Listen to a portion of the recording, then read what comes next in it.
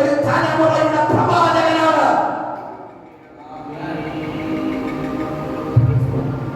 മക്കളെ, ഏറ്റവും ആദ്യം ഭൂമിയിൽ യേശു ചെയ്ത ശുശ്രൂഷയുണ്ട്. കാനാനിലെ കല്യാണം വെള്ളം വീഞ്ഞാക്കി. നമുക്കത് അറിയാത്തുള്ളൂ. പക്ഷേ എന്നോട് ദൈവം ഓർമ്മിപ്പിച്ചൊരു കാര്യമാണ്, യേശു ഭൂമി വന്നിട്ട് ആദ്യം ചെയ്ത ശുശ്രൂഷ പ്രവചന ശുശ്രൂഷയാണ്. തെളിവാണോ? തെളിവാണോ?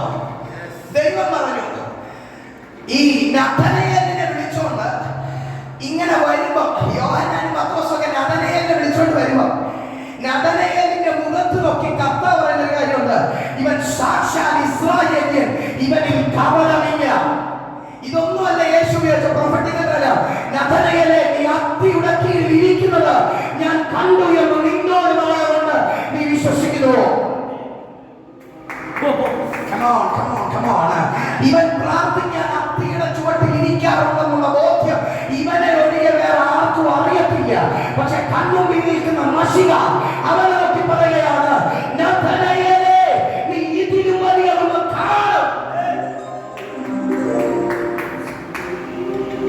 എന്താ കണ്ടത്? കാനാനിലെ വെള്ളം വീഞ്ഞാക്കി. അതാണ് അവന്റെ അത്ഭുതം. നിങ്ങൾക്ക് തെറ്റിപ്പോയി. ഹല്ലേലൂയ. ഒരു വലിയ മീൻപിടുത്തം അവൻ കണ്ടതാണോ അവൻ കണ്ട അത്ഭുതം? നോ, നിങ്ങൾക്ക് തെറ്റിപ്പോയി. നഥനയേൽ കണ്ട അത്ഭുതം അവൻ പോലും അറിയാതെ അവന്റെ പേരിന്റെ കൂടെ അവന്റെ ദേശം ചേർന്ന് വന്നു. നിങ്ങൾക്ക് മനസ്സിലാകുന്നുണ്ടോ? ഗലീലയിലെ കാനായിലെ നഥനയേൽ.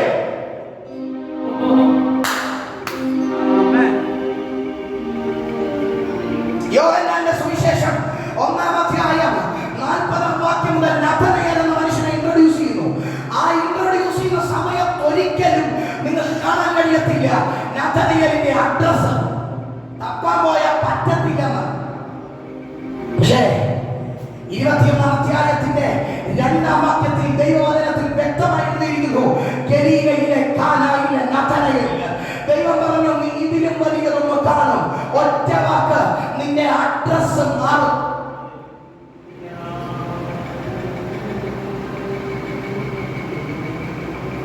തിരുവനന്തപുരം അഭിഷേകിനെ മണ്ണൂരിലെ ഒരു വർഷിപ്പ് ലീഡറാക്കാൻ ദൈവത്തിന് താല്പര്യമുണ്ടെങ്കിൽ,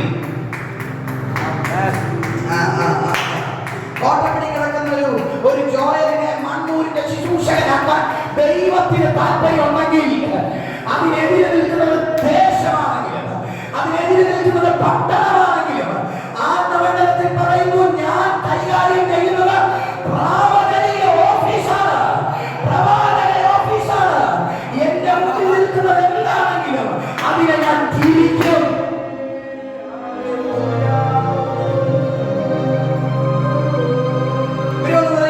അധികാരമുള്ള എലീശയോട് ഇവരൊന്നും പറയാ, ദേവദാസനെ, ഞങ്ങൾക്ക് വെള്ളം കുടിക്കാൻ പറ്റത്തില്ല, കാരണം ക്ലീൻ അല്ല. ഞങ്ങൾക്ക് എന്ത് ചെയ്യാൻ പറ്റത്തില്ല? വെള്ളം കുടിക്കാൻ പറ്റത്തില്ല. അമ്മ ഞാൻ മിനറൽ ബോട്ടിൽ ഒന്നും തരാം. നിറയുന്നത് വേണം, നിറഞ്ഞിരിക്കുന്നത് എനിക്ക് കാണിച്ചു കൊടുക്കാൻ.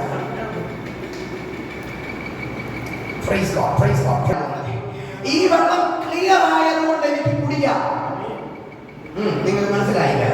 ഈ വെള്ളം കുടിച്ചാൽ എന്റെ അകത്ത് രോഗം വരത്തില്ല, ഈ വെള്ളം കുടിച്ചാൽ എന്റെ അകത്ത് പ്രശ്നം ഉണ്ടാകത്തില്ലെന്ന് എനിക്ക് 100% ബോധ്യം. കാരണം ഇത് വ്യക്തമായി സീൽ ചെയ്ത കുപ്പിയാണ്, ഇത് വ്യക്തമായി അടച്ചു വെച്ചിരിക്കുന്ന കുപ്പിയാണ്, ഇത് വ്യക്തമായി എന്ത് ക്ലിയർ ആയിട്ടുള്ള ഒരു വാട്ടറാണ്. യഹൂദക്കാർ പറയുകയാണ്, ഞങ്ങളുടെ വെള്ളത്തിനകത്ത് ജീവൻ എന്ന് പറയുന്ന ഒരു സംഭവം ഇല്ല. യെരിഹോക്കാർ പറയുകയാണ്, ഈ വെള്ളത്തിനകത്ത് ദൈവദാസനെ ജീവനില്ല. കാരണം ഇത് കൊണ്ടുവരുന്നത് മരണവും ഗർഭാലസ്യവുമാണ്. എന്താ കൊണ്ടുവരുന്നെങ്കിൽ മരണവും ഗർഭാലസ്യവും. അതല്ലാതെ ആ വെള്ളത്തിൽ നിന്ന് തരാൻ പറ്റത്തില്ലെന്ന് നിങ്ങൾക്കറിയാമോ? വെള്ളം പരിശുദ്ധ ആത്മാവിനെ കാണിക്കുന്നു.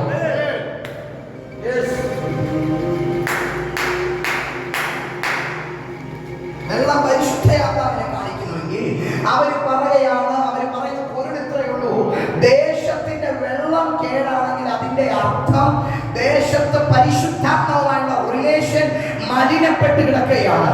ഇനി എന്നെ ചിന്തിപ്പിച്ച വലിയ ചിന്തയിലേക്ക് ഞാൻ നിങ്ങളെ കൊണ്ടുവരുന്നു. ഇവർ ഇതിനെ എന്ത് ചെയ്യാന്നറിയാമോ?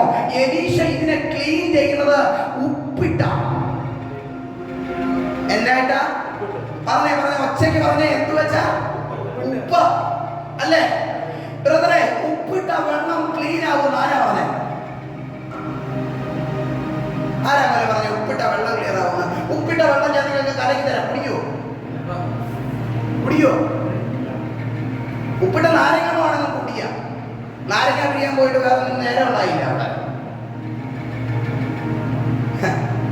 എലീശ നാരങ്ങ പിടിക്കാൻ പോയായിരുന്നു? ഇല്ല. എലീശ ഉപ്പിട്ടു. എന്നെ ചിന്തിപ്പിച്ച ചിന്ത ഇത്രയേ ഉള്ളൂ. അന്നത് അവർക്ക് മനസ്സിലായില്ല. പക്ഷെ കാലഘട്ടത്തിന് ശേഷം ക്രിസ്തു വന്നപ്പോ ഒരു കാര്യം പറഞ്ഞു, നിങ്ങൾ ഭൂമിയുടെ ഉപ്പാകുന്നു. നിങ്ങൾ ഭൂമിയുടെ ഉപ്പാകുന്നു. അടുത്ത വാക്ക്, നിങ്ങൾ ചെല്ലുന്നിടത്തൊക്കെയും ജീവൻ വെളിപ്പെടും.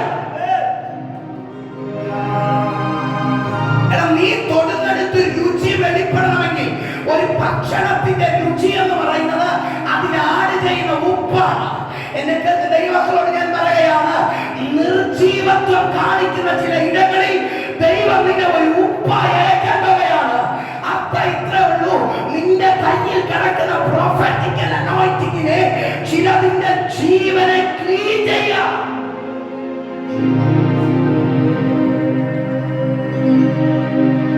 ഞാൻ ചോദിക്കട്ടെ, എലീശ ക്ലീൻ ചെയ്തത് വെള്ളത്തെയാണോ അഥവാ ദേശത്തെയാണോ?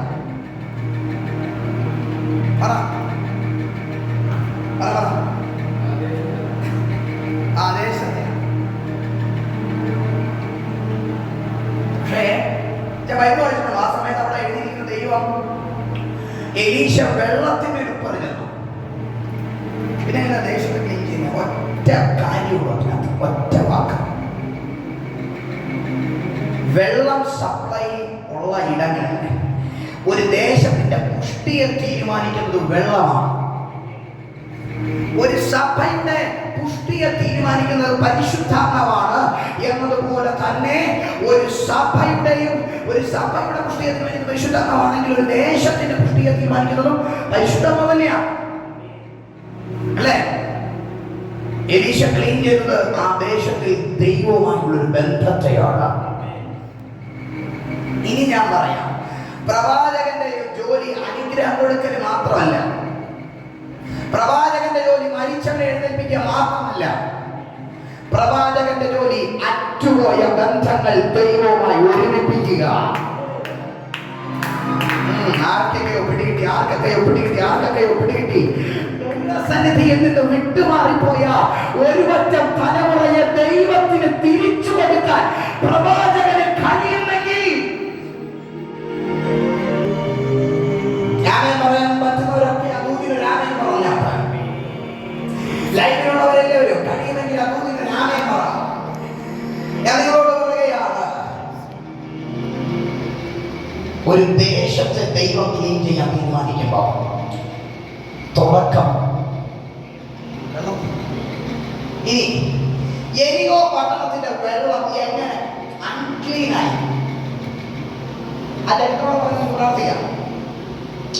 എരികോ പട്ടണം എന്ന് പറയുന്നത് ബെന്യാമീൻ ഗോത്രക്കാരുടെ അവകാശ പട്ടണങ്ങളിൽ പെടുന്നതാണ്. ബെന്യാമീൻ ഗോത്രം നിങ്ങൾക്കറിയാമെന്ന് ഞാൻ വിശ്വസിക്കുന്നു. നമ്മുടെ പിതാവായ ഏബ്രഹാം അല്ലെങ്കിൽ നമ്മുടെ പിതാവായ യേശു ക്രിസ്തു, അദ്ദേഹം ഇങ്ങനെ ഒരു കാര്യം പറഞ്ഞു, അബ്രഹാമിന്റെ തലമുറകളായി ജനിക്കപ്പെട്ട ഇസാക്കിന്റെ തലമുറയായ യാക്കോബ്